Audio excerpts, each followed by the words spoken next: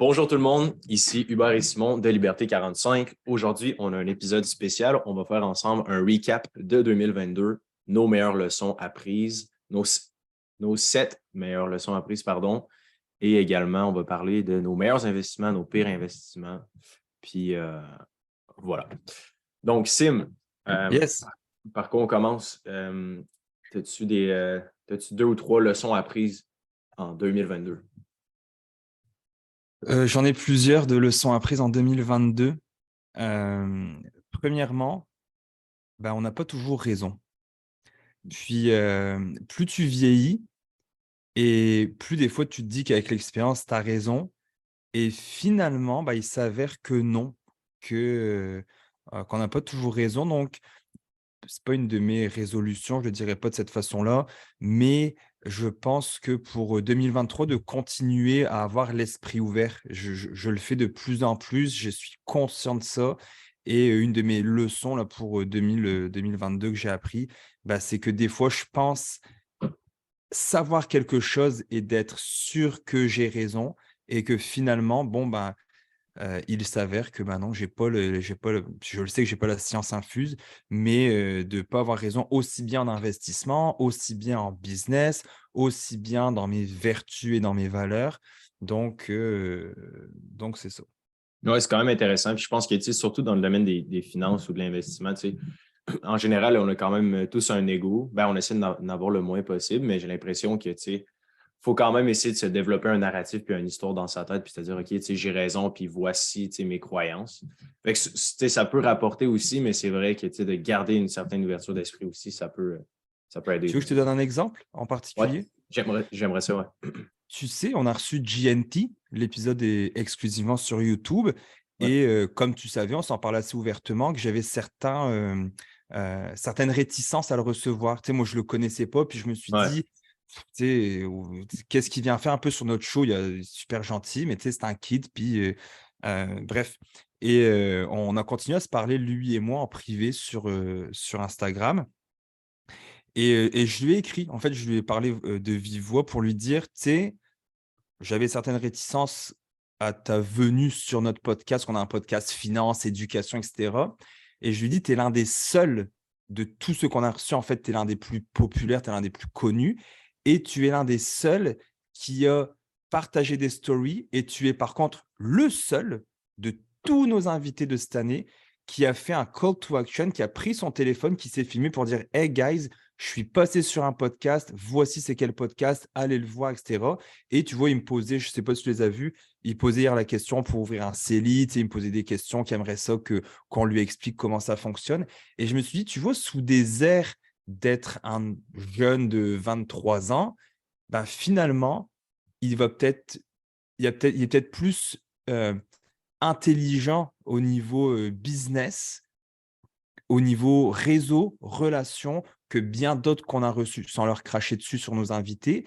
Mais Mhm. moi, j'ai vu des invités que je les ai tagués, je les nommerai pas, des invités que j'ai tagués sur des stories et qu'ils ont remove the tag, tu sais, qu'ils ont comme demandé d'enlever, d'avoir Ouais. apparu un peu sur nos trucs. Donc, je suis comme, ah, ok. Puis alors qu'au début, et je te l'avais dit, moi, pour moi, GNT, je me disais: «Ah, tu sais, est-ce qu'on le reçoit? Est-ce que ça va vraiment amener quelque chose sur notre podcast?» Et finalement, on a eu beaucoup de commentaires positifs aussi, sur sa venue du podcast. Mhm. Non, non, c'est vrai. Puis je pense que, tu sais, il y a tellement de. Tu sais, la réalité versus ce qu'on imagine. Des fois, c'est fou à quel point c'est différent. Là, je me suis rendu compte. Là, tu sais, il y a certains des invités qu'on a sur le podcast. C'est comme par exemple, admettons, François Lambert. Il était vraiment. Tu sais, tout le monde, mettons, dans les parties de Noël pendant le temps des fêtes, tu sais, le monde était genre. Puis François Lambert, tu sais, comment c'était de l'interviewer, cette personne-là. Tu sais, puis tout le monde disait, ouais, tu sais, il doit être autant et tout. Mais en réalité, c'était la personne la plus terre à terre, je trouve, de Ouais. presque tous les invités. Fait que non, clairement, je pense que c'est une bonne leçon. Puis je pense aussi que GNT, je l'ai vraiment aimé. Là. C'était un good guy. Il est funny, il est vrai, tu sais, c'est un gars que, tu sais, de s'être ouvert à ce point-là, de dire à quel point ce qu'il faisait, c'était pour l'attention. Il y en a beaucoup qui n'oseraient jamais le dire, là. Ouais, non, clairement. Non, non, c'est 100% d'accord. Next, as-tu une autre leçon? Une autre leçon, attends, je les ai notées, donc je vais pouvoir te le dire. Une autre leçon, je t'en ai parlé vite, vite hier, pour moi, c'est de embrace, je ne sais pas comment on peut le dire en français, mais qui je suis. Souvent, j'ai lutté pour dire: «Faut pas que je travaille les fins de semaine, faut pas que je sois sur mon ordi le soir». Mais finalement, tu sais quoi? J'aime ça, faire ça. Il y en a, ça va être de gamer, qui vont être assis à gamer. Il y en a d'autres, ça va être de s'asseoir puis lire un livre. Bah, moi, c'est d'être sur mon ordi, puis de faire des montages, faire des sous-titres, couper des vidéos, regarder des trucs, sur la finance, regarder des trucs sur l'investissement. J'aime ça, c'est pas un travail pour moi. Donc ma leçon de 2022, c'est: «Hey Simon, t'aimes ça ce que tu fais?» même si tout le monde te dit: «Oh Simon, tu devrais te reposer». Mais non, mais j'aime ça ce que je fais. Tu comprends ce que je veux dire? Right. J'aime m'asseoir et regarder mes graphiques. J'aime m'asseoir sur mon ordi, puis, faire du montage vidéo sur les vidéos qu'on a fait. J'aime faire des réseaux sociaux, j'aime filmer puis créer du contenu. Donc à un moment donné, oui, je suis sur l'ordinateur puis ça paraît comme si je travaillais, mais oui, c'est de réaliser que: «Hey, j'aime ça, faire ça». J'aime ça être en train de regarder un film, être sur mon téléphone, puis sous-titrer mes vidéos de jiu-jitsu que je fais avec, Académie Connexion. J'aime ça, faire Mhm. ça, c'est pas un travail. Donc c'est aussi une leçon que je me suis dit que peu importe si tout le monde me dit: «Arrête de travailler, tu travailles trop, tu sais, prends du temps pour toi», bah, mon temps pour moi, c'est ça. C'est pas de gamer parce que je game pas, c'est de faire ça, c'est de m'asseoir puis de regarder la bourse, puis de lire des articles, puis de me renseigner comme hier à 10 heures, je lisais, je vais en parler au webinaire d'ailleurs, on fait un webinaire, c'est je Mhm. sais pas quand là, mais je vais, je suis en train de regarder un peu les secteurs qu'on appelle, comme plus, qui sont non agressifs pour, les secteurs dans le fond de protection quand il y a des chutes de la bourse. Donc j'étais en train de les analyser, regarder les top 10 des compagnies. Mais j'aimais ça, faire ça. C'était pour ma présentation du webinaire, mais j'étais content de le faire parce que j'ai appris plein de trucs encore. Donc, c'est une autre de mes bons coups. Et le troisième, je t'en parle souvent, puis c'est ma dernière, c'est, le réseau. De construire un réseau, pour moi, ça a été tellement payant en fin d'année. Je me suis blessé au genou, puis, je fais un appel avec une madame là de Liberté 45, une femme.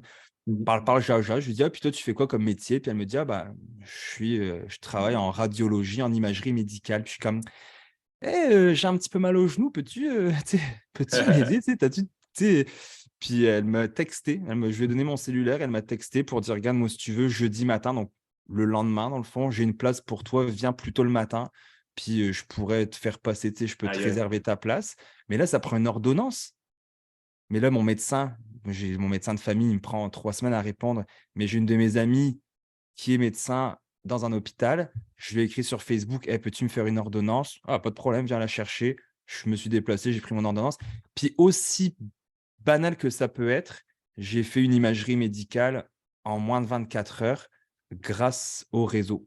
Ce qui est quand même un record au Québec, Je pense que oui. Puis d'ailleurs, je cherche un chirurgien pour m'opérer au privé si quelqu'un m'entend et qui veut m'opérer. C'est juste 2 petits trous là, puis m'enlever le ménisque, c'est rien d'intense. Puis j'ai eu, ce que j'ai commencé à faire au mois de novembre, c'est d'inviter des gens à dîner. Une fois par mois, je vais inviter quelqu'un à dîner. J'ai invité Jimmy, Boudreau m'avait invité dernièrement un good guy là, qui habite sur la rive sud. On est allé déjeuner. On n'a rien Le gars parlé, on n'a qui rien achète et conclu. revend des business, là, c'est ça? Exactement, ouais. C'est un prof aussi à l'université et il est passé sur le podcast d'ailleurs aussi, Jimmy. Puis ça, on n'a rien conclu, on n'a pas signé de: «Ah, on va se faire un deal ensemble», mais juste d'aller parler d'un petit peu ce qu'on vit, nos juste ça, bah, je veux créer ce réseau-là, puis je trouve ça important de le faire. Donc ouais, je vais travailler sur mon réseau. Puis tu vois, pour moi, cette année va être une année très de transition.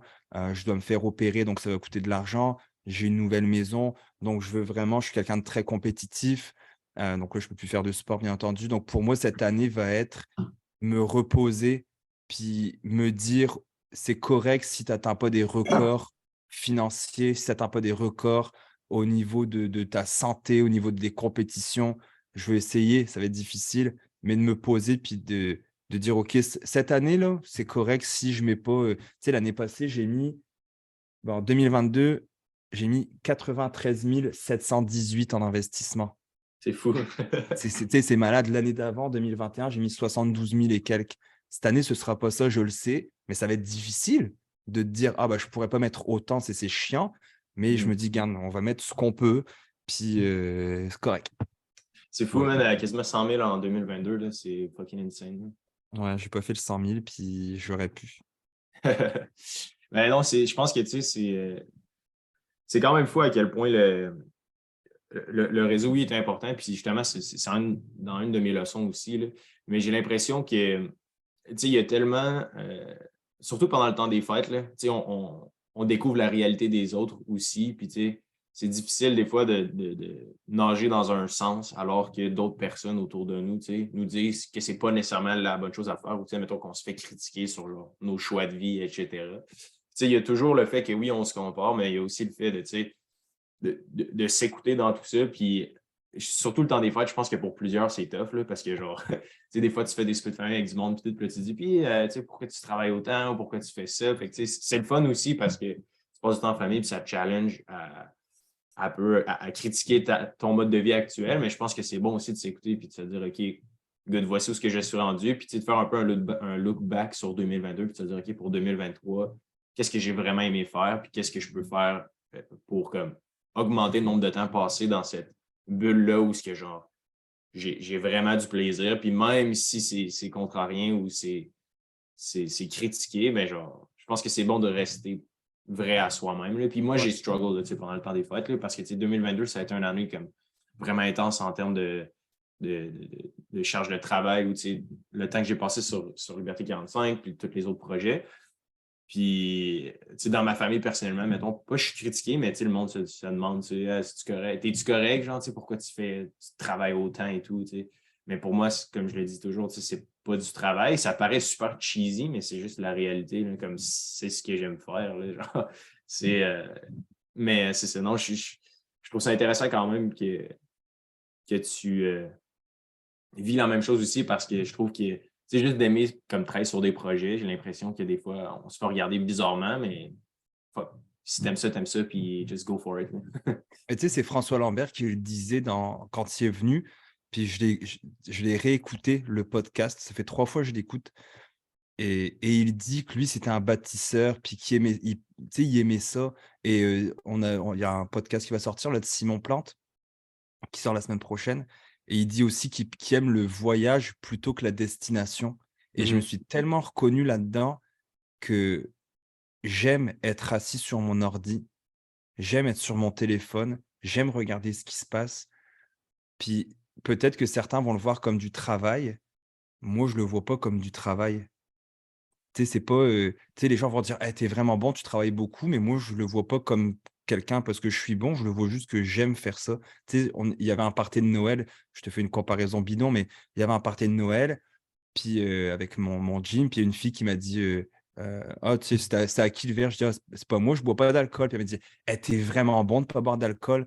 Je dis: «Bah non, je suis pas bon de pas boire d'alcool, j'aime pas l'alcool, ça m'intéresse pas». Si par contre je te dis: «Eh moi l'alcool, tu sais, je suis un ancien alcoolique, puis j'aime vraiment ça, puis tu sais, j'ai le lever du coude facile là, tu sais, je bois pas mal, c'est difficile». Là, tu pourrais me féliciter, tu pourrais dire: «Eh, je t'encourage là-dedans à pas boire», mais c'est pas mon cas et pareil pour travailler, pour moi, c'est pas du travail, j'aime ça comme toi, tu aimes les projets. On aime ça se parler à toute heure du jour et quasiment du soir, à se texter: «Ah, on devrait faire ça». On s'est texté toutes les vacances, on s'est écrit quand on aurait pu dire: «Eh, on pense pas Liberté 45 puis on fait d'autres choses». Donc c'est pas Ouais. une vertu que j'ai de travailler, j'aime ça faire ça donc voilà, je l'accepte. Je l'accepte puis je That's suis it. content comme ça. Il y a un autre, ben, je vais dire, là, dans le fond, mais je n'ai trois ou quatre aussi, là, des leçons rapidement. Là. Je trouve qu'en 2022, un des choses qui m'a quand même fasciné, c'est la beauté de la diversification. C'est plus financier, mais je me suis vraiment rendu compte. Là, parce que 2022, ça a été genre une montagne russe là, pour comme les marchés boursiers, Mmh. crypto, etc., les entreprises en général. Puis, mettons les 10 machines distributrices que j'avais achetées en août 2021, puis que j'ai commencé plus à rouler pour vrai, mettons, en janvier 2022, ben, je l'avais acheté à 18 000 en 2021. Avec taxes, ça avait monté à genre 21 000. Puis, mettons, 14 mois plus tard, on a 15 000 en banque en ce moment. Puis, oui, on en a vendu quelques-unes, mais au bout d'un an, pratiquement, c'est presque remboursé à 100 fait que, c'est quand même fou, alors que le S&P 500 a fait moins 20 alors que il y a bien des entreprises, les valorisations en immobilier aussi ont diminué. Fait que je trouve que overall, d'avoir quand même des actifs à plusieurs places, c'est fou à quel point c'est pas mal moins stressant. Puis au bout du compte, tu as quand même des gains. Parce que de faire zéro en 2022, là, si tu fais 0 en 2022, là, tu bats tu bats énormément de personnes, right? Parce que si tu as juste fait 0% dans ton portfolio, tu es quand même 15-20% en avance sur comme, tout le monde qui est investi. Right? Fait qu'il y a quand même ça en gardant en perspective. Tu sais, la diversification, je suis un peu mitigé par rapport à ça parce que c'est certain que si tu veux faire un home run, ben, la diversification, c'est peut-être pas la meilleure chose à faire.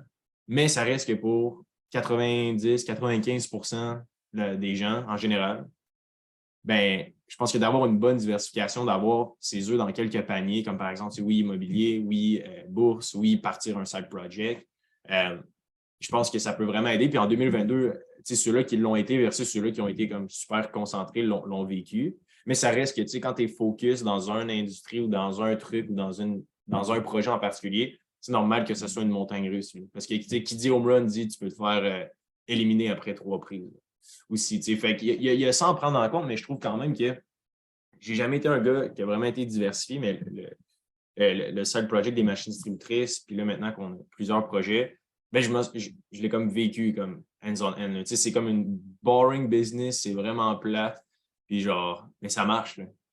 Genre, c'est fou. Là. En tout cas, en un an, c'est quand même bon là, de pouvoir rembourser un investissement complet. Là.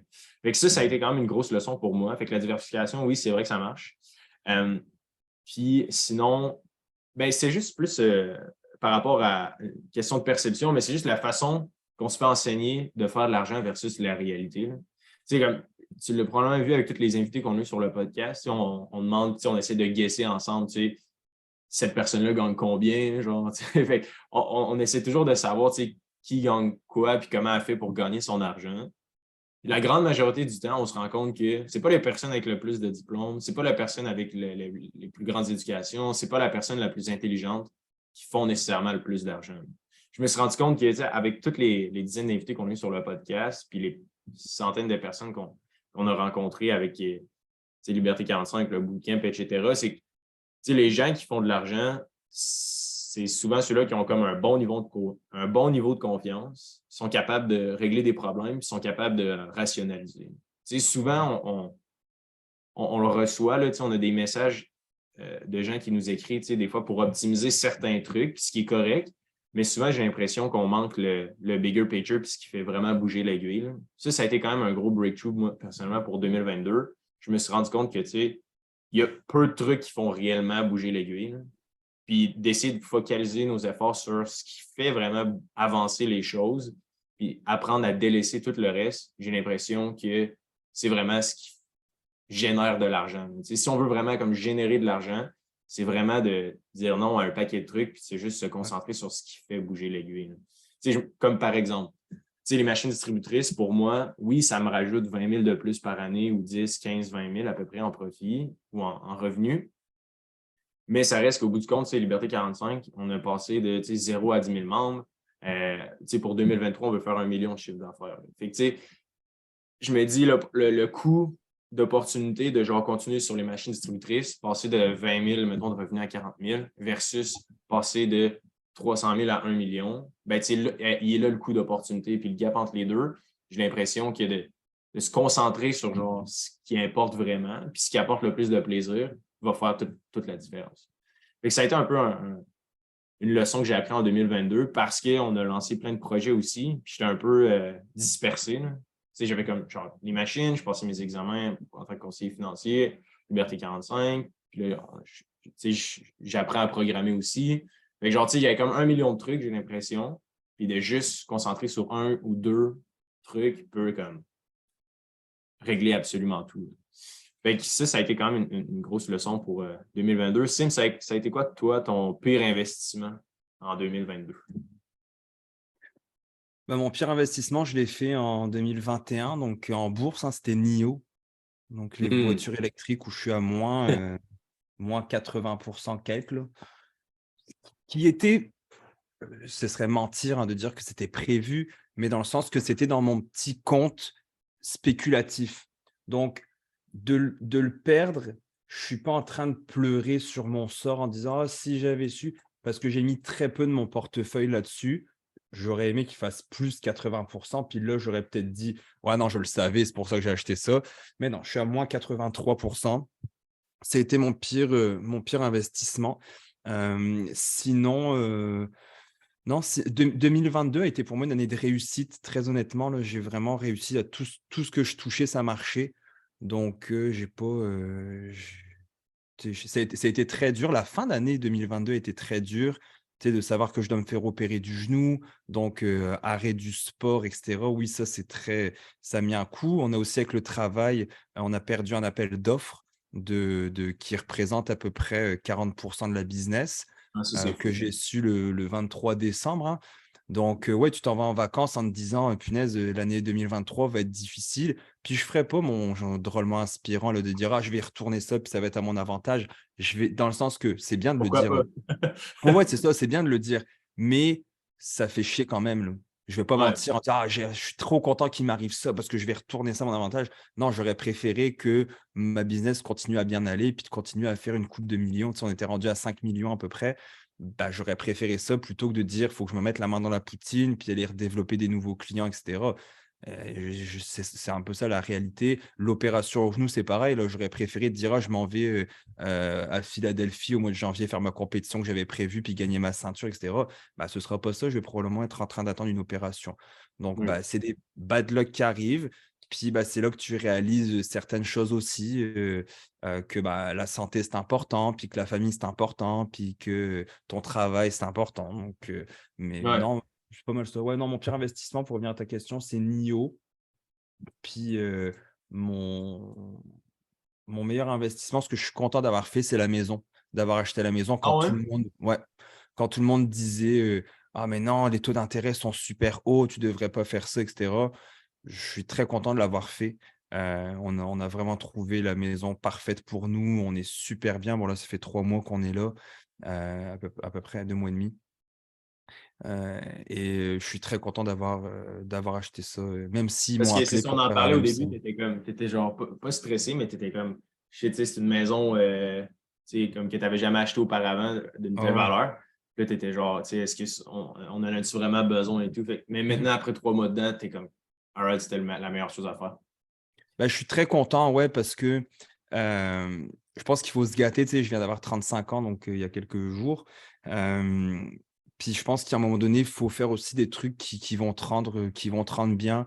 Tu sais? On est bien, on a un petit feu de foyer, tu sais? Dans le sens qu'on vit un certain confort, je dirais pas le luxe, mais on vit un certain confort qui fait que, bah, ce que tu travailles, puis l'argent que tu fais, bah, peut s'en aller dans le feu de foyer, donc peut s'en aller en Ouais. fumée.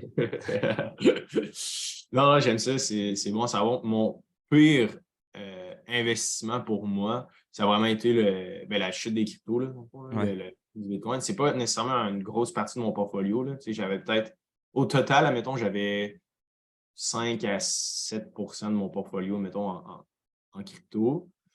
Puis, le Bitcoin a fait moins 65%. Il y a eu la chute d'FTX. J'ai perdu, bon, quelques 2 3 000 avec FTX. J'avais un peu de crypto là. Mais en même temps, je me dis, c'est quand même normal là, pour ce genre d'investissement-là. Pour les gens qui nous écoutent sur YouTube, là, je vais partager mon écran, vous allez pouvoir le voir. Mais tu sais, on avait fait une étude là, dans l'infolette de Liberté 45 sur l'historique des prix du Bitcoin là, de 2010 à 2021. Puis, tu sais, bon, 2011 plus 1473 2012 plus 186 2013 plus 5000 2014 moins 58 Évidemment, à cette époque-là, personne ne savait c'était quoi. C'était vraiment dark. Mais tu sais, si on fait la somme des 10 dernières années, le retour annuel moyen, ben mettons, si on prend 2018, là, parce que ça a été comme plus connu ou plus mainstream, on parle de 59,20 de retour annualisé du Bitcoin. Fait que puis en 2018, il y a eu un crash de moins 73 En 2014, il y avait eu moins 58 puis là, en 2022, moins 65. Fait que, tu sais, c'est normal, là. C'est certain que si on investit dans un truc hyper exotique, il faut que tu t'attendes à du moins 80, du moins 75, du moins. Tu sais, c'est Ouais, normal, là, ouais. parce que le contraire est aussi vrai. Fait que, tu sais, la plus grosse erreur à faire pour 2023, ça serait d'arrêter d'investir ou de retirer ses œufs parce qu'à la base, si tu as investi dans un actif aussi volatile ou que tu crées un projet, mais c'est normal là, qu'au départ, il y ait d'immenses fluctuations. T'sais. Fait que Faut c'est ça. vivre Puis, avec, hein. ouais, non, c'est ça, il faut vivre avec. Puis, je pense que c'est toujours bon de réévaluer sa thèse, comme par exemple avec le Bitcoin. Si euh, sans nécessairement aller trop en profondeur, mais si par exemple en 2022, le Bitcoin, il y aurait eu des nouvelles pour dire que OK, la blockchain, admettons, a été hackée, puis c'est plus sécuritaire, Ouais. puis dans le fond, il y a des gens qui ont volé des Bitcoins à partir de la technologie mère. Mais là, ça aurait invalidé ma thèse de comme, OK, c'est une méthode transparente de transférer une forme de richesse. Puis, dans le fond, c'est comme vraiment plus rapide que le système financier actuel, en termes de transactions par minute. Cette réalité-là est encore vraie. Fait que, est-ce que ma thèse est vraie encore? Oui, donc je reste investi. Mais là, s'il y aurait eu une annonce de comme, OK, le Bitcoin n'est pas safe ou ne fait pas des bonnes transactions comme c'était supposé le faire, bien évidemment, là, je serais plus investi. Mais il n'y a rien qui a changé. Fait que c'est pas le fun. Il n'y a personne qui aime se perdre. Je pense qu'on est tous compétitifs à une certaine limite. Fait que, mais ça fait partie du jeu. Puis sinon, mon meilleur investissement en 2022, ben, ça a été vraiment. Ben, je vais parler. Est-ce que j'en ai d'autres? Non, mon pire investissement, ça a été crypto. Puis, ben, mon meilleur et mon pire investissement, c'est comme un mix des deux, mais c'est un peu ce que j'ai compris. L'inaction, c'est vraiment la pire chose à faire dans le sens là. J'ai l'impression qu'on se pose beaucoup de questions puis on ne veut pas nécessairement échouer. Puis souvent, on est un peu dans la paralyse de passer à l'action. Puis surtout, mettons, dans notre vingtaine ou début trentaine, peu importe où est-ce qu'on en est rendu dans la vie. Mais si on veut partir un projet ou faire quelque chose, j'ai vraiment l'impression que l'inaction, c'est comme le pire investissement à faire. Je pense qu'on l'a vécu, Sim, tu le dis souvent, fait vaut mieux que parfait. Puis on s'en rend vraiment compte. On n'est peut-être pas les meilleurs orateurs. J'ai probablement plein de slang. Je ne suis pas très bon pour parler. On se le fait dire, puis on essaie de s'améliorer, mais je me rends compte que on est rendu probablement le podcast le plus populaire sur les finances au Québec. Je suis pas mal sûr.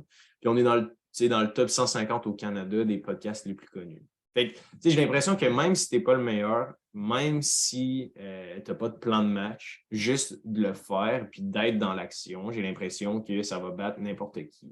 Peu importe. C'est vraiment une question du nombre de reps que tu prends. Puis c'est vraiment, je trouve, la chose la plus importante que j'ai appris en 2022 également.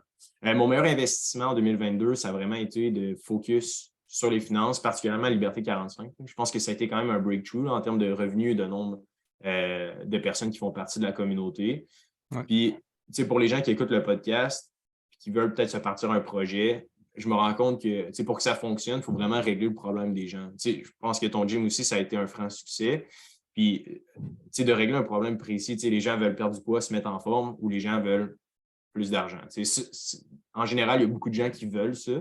Puis, si tu es capable, par exemple, nous, la Liberté 45, la proposition, mettons avec le bootcamp, c'est tu peux sauver des centaines de milliers de dollars. Écoutez, mais le bootcamp te coûte, mettons, quelques centaines de dollars. Fait que, le gap entre les deux, économiser en frais de gestion sur 10-20 ans, ça représente des dizaines de milliers de dollars. Puis le coût du bootcamp, ben, il est vraiment plus bas que ça. Fait que, d'avoir une espèce de solution qui règle un réel problème. Toi, c'est un peu la même chose avec le gym, right? C'est comme, OK, ben, tu vas perdre, mettons, 10-20 livres ou tu vas apprendre à te défendre. Ben, ça n'a pas de valeur là, versus payer 100$ par mois ou peu importe, je ne sais pas, les abonnements coûtent combien. Mais j'ai l'impression que de régler un problème précis que beaucoup de gens ont, est un super bon investissement ultimement. Là, si tu n'es pas certain à partir de ton projet, mais tu sais que ça va aider des gens, bien clairement, si eux, dans leurs yeux, dans leurs souliers, ils voient que, OK, ben, je vais payer 10$, mais je vais avoir 20$, ben, qui ne ferait pas ce trade-là? Après ça, c'est de se travailler, OK, mais qu'est-ce qu'on peut bâtir comme produit qui apporte une réelle valeur puis qui règle réellement le problème de ces gens-là?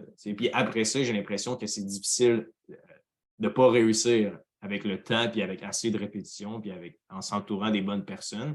J'ai l'impression que c'est très, très, très difficile d'échouer dans cette méthode-là. Puis ça paraît peut-être simpliste, mais souvent, on va se complexifier la vie, puis on va essayer de rendre ça vraiment compliqué, puis d'essayer de se créer plein de roadmaps, puis plein de produits, puis plein de trucs. Mais si la thèse principale est vraie, j'ai l'impression que c'est vraiment difficile de ne pas réussir. Fait que ça a été vraiment mon investissement en 2022. Puis, on a une dernière catégorie, la plus grande surprise en 2022. Pour toi, je suis curieux, ça a été quoi ta plus grande surprise? Est-ce que tu en as une? Bah, ouais, ma plus grande surprise, je t'en ai parlé au début, ça a été, l'ouverture d'esprit Puis, justement, avec des gens comme GNT, OK, ce ouais. genre de personnes-là, j'ai eu la chance aussi de parler à Hélène Boudreau euh, en privé.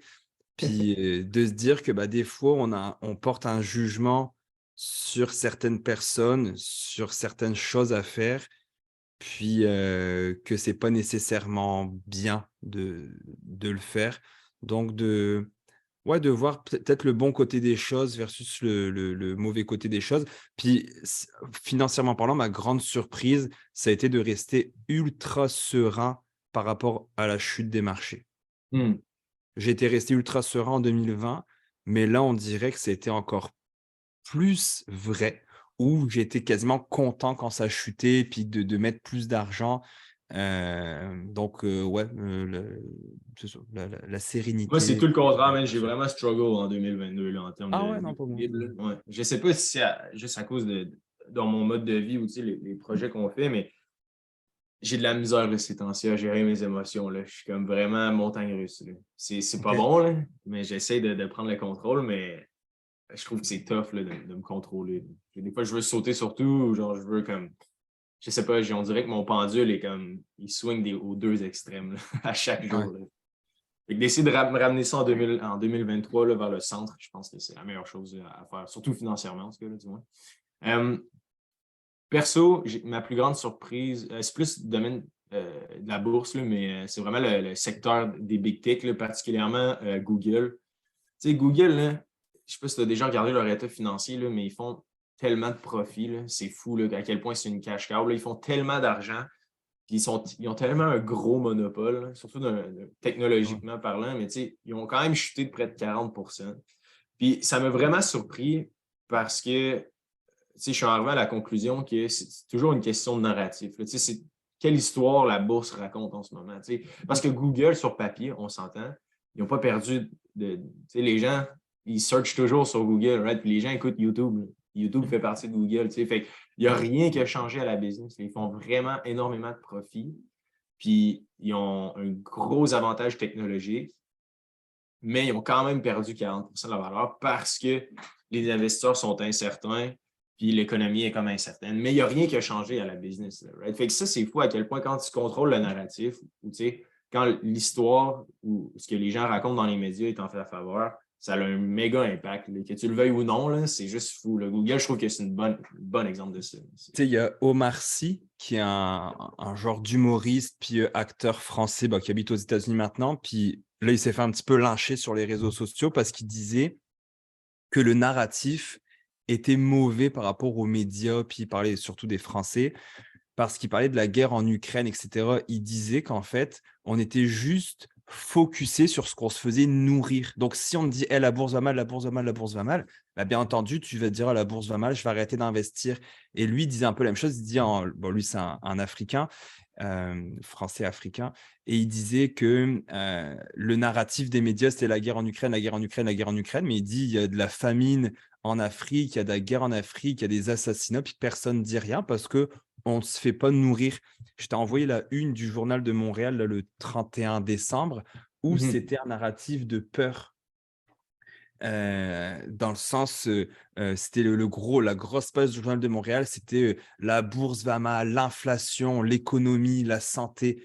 Et on est nourri à avoir peur. Et puis, je l'avais partagé aussi sur Liberté 45, où justement, ben, nous, il faut changer le narratif. Il faut essayer de voir à travers les nuages de Google, ça va mal, la bourse, ça va mal, on est en pandémie, il y a ceci, cela, puis de continuer à avoir, je pense, l'optimisme et puis le positivisme dans la vie.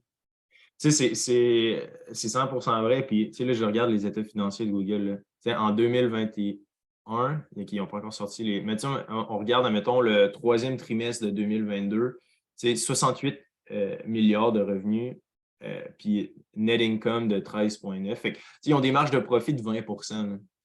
Tu sais, c'est insane, des marges de profit de 20%. Là. Ah ouais, imagine. Ça n'a pas de sens. Là. Tu sais, mettons, Amazon, je vais juste voir là, leur marge de profit, mais tu sais, attends un peu, je l'ai juste ici. Tu leur marge de profit d'Amazon, admettons, c'est 7%. Là. Fait que, tu sais, même si non, c'est moins que ça. C'est 2, mettons, au troisième trimestre 2022, c'était 2,2%.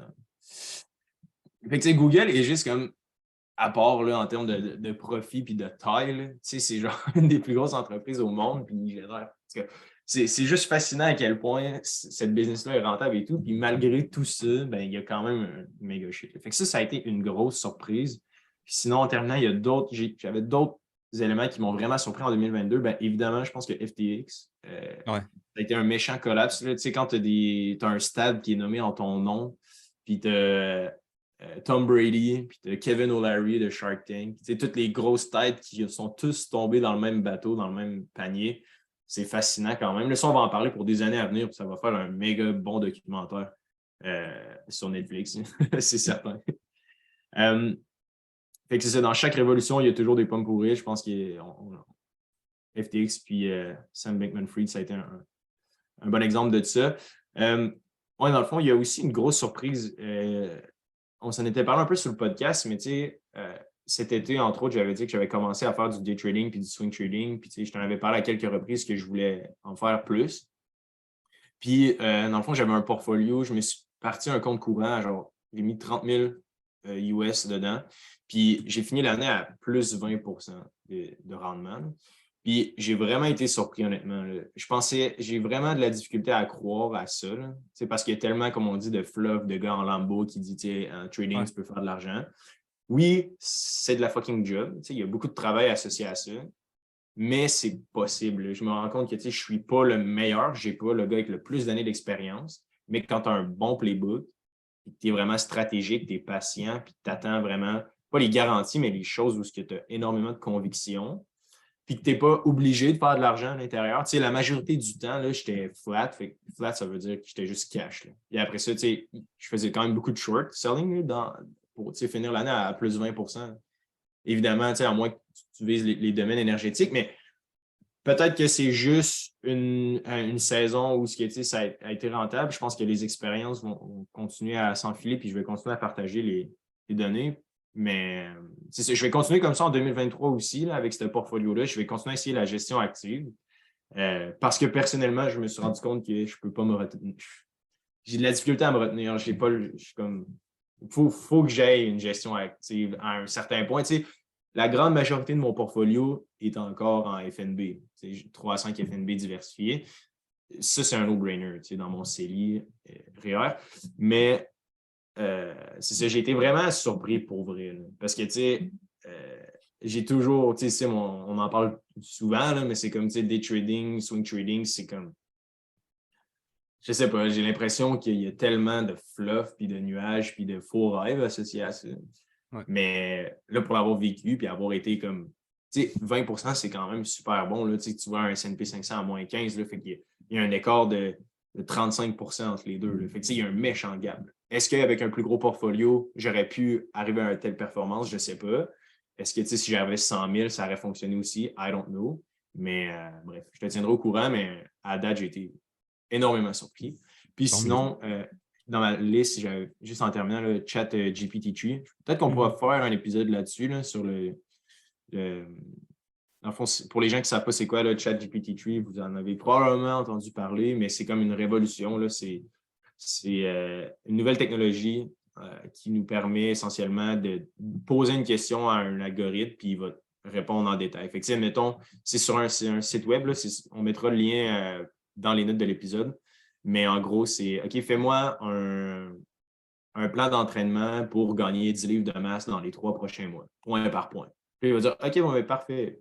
Ou fais-moi une liste d'épicerie pour faire, mettons, une recette de poulet parmigiano. Peu importe. Puis là, ils vont te faire une liste item par item, ce que tu as de besoin avec la quantité de grammes et tout. Fait que, bref, tu peux rentrer absolument n'importe quoi dans cette machine-là, puis il va te sortir une réponse comme puis faire les recherches pour toi. Et fait que ça, c'est comme une énorme révolution. Puis j'ai l'impression que ça va changer énormément les choses, là, je pense, dans le futur. Puis on pourrait peut-être faire, parce que il y a plein de side hustles qui vont découler de ça, là, Sim, là, que ce soit de se Ouais. partir une chaîne YouTube, etc. On est en train de le tester. Ben, je pense que ça, pour les gens qui écoutent, ça pourrait être des opportunités quand même là, d'utiliser ça. Fait que je sais pas, tu l'as essayé aussi, on s'en est parlé, mais ça pourrait être cool de faire un épisode spécialement là-dessus là, pour voir toutes les side hustles qui pourront en découler. Si tu penses que tu aimerais ça, Sim, qu'on fasse ça? Oh, Ça ouais, pourrait être non, cool. Good. Ben, si jamais les gens qui écoutent, là, si ça vous intéresse, qu'on fasse un épisode spécialement là-dessus, juste sur les side hustles générés par l'intelligence artificielle, puis c'est spécialement cet outil-là, ben, faites-nous le savoir, écrivez-nous tout simplement là, sur Facebook ou sur Instagram, puis on fera un épisode si ça vous intéresse. Mais voilà, c'est ce qui wrap un peu mes meilleurs investissements, leçons apprises, puis pire investissement en 2022. Est-ce que ça fait le tour pour toi aussi, ça? Ouais, ouais, je pense que ouais. That's it. Fait que c'est tout pour ce recap 2022. Merci tout le monde là, d'avoir fait partie de l'aventure. Je pense que ça a été le fun. Là. On a vu beaucoup de gens qui ont partagé le podcast. Ça nous a Ouais. permis de. Puis continuer, tu sais, je ne veux pas prendre de temps avec ça. Tu sais, il y a toujours un truc qui me fait un petit pincement depuis que je suis jeune, depuis que je suis tout petit, jeune. Puis c'est justement le fait qu'on donne beaucoup, que j'ai toujours donné beaucoup, je suis quelqu'un de généreux. Puis quand tu demandes à quelqu'un de liker ou de partager un truc gratuit là, qui veut lui prendre 3 secondes, les gens ne le font pas. Ça vient me chercher. Puis j'essaie de travailler là-dessus en me disant, c'est correct, Simon. Je te donne un exemple au gym. On a quelqu'un qu'on lui a fait une gratuité, qu'on lui a payé l'abonnement, puis qu'on lui a en plus donné du linge pour qu'il puisse s'entraîner. Puis on lui a demandé un service en échange pour le déménagement. Hey, es-tu disponible? Oui, je suis disponible. Hey, pourrais-tu venir nous aider à déménager? La personne ne s'est jamais pointée au déménagement, puis elle n'a jamais répondu à notre. Tu sais, je me dis, crime, on t'a payé un abonnement gratuit qui coûte 1000 et quelques par année. On t'a offert du linge pour 200 pièces pour que tu puisses t'entraîner. Puis on t'a demandé un coup de main, une matinée de venir nous aider à déménager, puis tu t'es pas pointé. Tu sais, on donne beaucoup, on ne demande rien en retour ou pas grand-chose. Puis je trouve que c'est l'une des choses qui m'atteint le plus dans la vie, c'est que les gens sont pas généreux. Tu vas demander: «Hey, on a mis une vidéo, hey, check, voici notre nouvelle chaîne YouTube, allez liker», nous, ça nous encourage, ça nous fait, tu sais, là, on est en train de faire un projet avec Hydro-Québec, mais plus on a de vues, plus on a d'abonnés, plus on a d'audience, plus on est capable d'aller pouler ce genre de trucs-là. Ouais. Tu as 1 500 personnes qui l'ont vu, qui ont vu notre demande. Sur 1 500 personnes, tu as 100 personnes qui ont cliqué sur le lien, puis tu en as 5 qui se sont abonnés. Tu imagines à quel point il y a beaucoup de données, mais de recevoir, il y en a très peu. En tout cas, c'est mon. Mais ça, je pense que c'est la loi des nombres. Puis je pense, tu sais, je comprends, je suis d'accord avec toi, mais en même temps, je me dis, tu sais, le but, c'est de donner. Là. Fait que je pense que, tu sais, si nous, on a un plaisir à donner, Ah ouais, bien et je pense sûr. que, tu sais, dès qu'on a une attente, tu sais, je pense que tout le monde a un libre arbitre, puis tout le monde tu sais, on a un temps limité aussi. Fait que juste le fait, si on a un plaisir à donner, puis que ça nous fait du bien, puis on n'attend rien en retour, je pense que c'est comme ça que ça fonctionne mieux. Là. Parce que c'est certain que si tu regardes les numbers, c'est fou à quel point on a des dizaines de milliers de downloads versus le nombre d'avis, admettons. Ah bah ouais, mais bien sûr. Ça, je pense que c'est sûr que ça brise un peu le cerveau dans le sens de dire il y a autant de gens qui écoutent, mais il y en a si peu qui commentent ou, mettons, qui like, right? Ouais. Ça, je pense que c'est normal. Puis, Oh, puis moi, ça fait 15 ans que c'est comme ça, même plus que, tu sais, j'ai 35 depuis que j'ai 17, 18 ans, que j'ai parti des projets. Tu sais, je te l'avais même dit à l'époque, j'avais un club de karaté, puis à l'époque, j'avais publié le lien sur le wall de certains amis, allez liker, tu sais, partager avec vos amis. Puis j'ai 2 de mes amis à qui j'ai donné énormément d'argent, de temps, de connaissances dans la vie, puis qu'ils ont supprimé le lien de leur mur. Ouais, même pas un like, genre. Ouais, il l'avait supprimé pour pas que les gens le voient. Puis j'étais comme, wow, à quel point il y a des gens qui sont pas gentils. Tu sais, là, je me suis fait reprendre sur, tu sais, j'avais publié, tu sais, si vous avez des questions qui vous empêchent d'investir, publiez-les. Puis il y a quelqu'un qui a répondu à la question en story, est-ce que ça nuit à l'environnement? Puis j'ai mis un gif de Joe Biden qui fait genre, parce que j'ai pas compris la question, est-ce que ça nuit à l'environnement? Tu parles de quoi? D'investir en tant que tel? Est-ce que tu sais, c'était quoi la question? Est-ce que tu parles des fonds ESG? Puis une fille qui m'a répondu pour dire: «Ah, tu aurais juste pu dire, que c'est pas votre domaine», tu sais, puis je lui ai répondu: «Bah non, je sais pas que c'est pas mon domaine, on a parlé des fonds ESG». Donc je lui ai répondu on a répondu à une centaine de questions. Par contre, on se fait reprocher, on a répondu à une centaine de questions gratuitement parce qu'on le propose aussi, on aime donner, bien entendu. Puis, sur une des 100 réponses qu'on a données, on se fait challenger là-dessus. Ouais. Ben, peut-être que je pense que, tu sais, Mais c'est surtout que les gens, tu sais, je pense pas que les gens sont nécessairement méchants, mais c'est juste qu'ils savent pas, mettons, l'impact d'un like. Ouais, Fait que exactement. ils Ça, c'est savent pas sûr. qu'un like, ça l'aide Ouais. vraiment comme à faire voir le post. Mais je pense, continuons de donner. Je pense que tu sais, si on Ah aime, bah si on ouais, de aime toute façon, donner, moi, je vais pas. Tu continuons. Puis, sais, comme je te dis, ça fait plus de 15 ans. C'est pas maintenant que je vais me dire, oh bah tiens, en 2023, les gens n'ont pas liké. Tu sais, moi, je poste, si t'aimes, t'aimes, si t'aimes pas, t'aimes pas. Mais où ça me fait toujours un petit quelque chose de voir que, que la récompense elle est très faible versus ce que tu donnes au début. Tu sais, quand tu ouais. demandes quelque chose explicitement. Puis ça Mhm. fait partie du jeu. Puis là-dessus, j'encourage les gens, là, quand vous allez lancer votre business, votre side hustle, bah, c'est normal que vous ayez pas d'encouragement, là. C'est normal que Ouais. même votre propre famille like pas ou vous encourage pas, là. Puis c'est pas pour ça qu'il faut lâcher justement, au contraire, c'est encore là qu'il faut grinder, même si ça vous fait de la peine, puis je le comprends parce que je suis passé par là. Au contraire, il faut continuer. Dites-nous-le si vous lancez un projet, nous, on va vous Ouais, encourager. on va vous ouais, exactement, comptez sur moi. Bon, je dois y aller. Fait que merci tout le monde d'être venu en 2022. Puis 2023, il y a énormément de belles choses qui s'en viennent. Le podcast va être encore meilleur qu'avant et on va avoir encore de plus gros invités. On va travailler là-dessus. Ouais, Donc voilà, salut Sim, je dois y aller. Tout le monde, on se dit à la semaine prochaine. bye.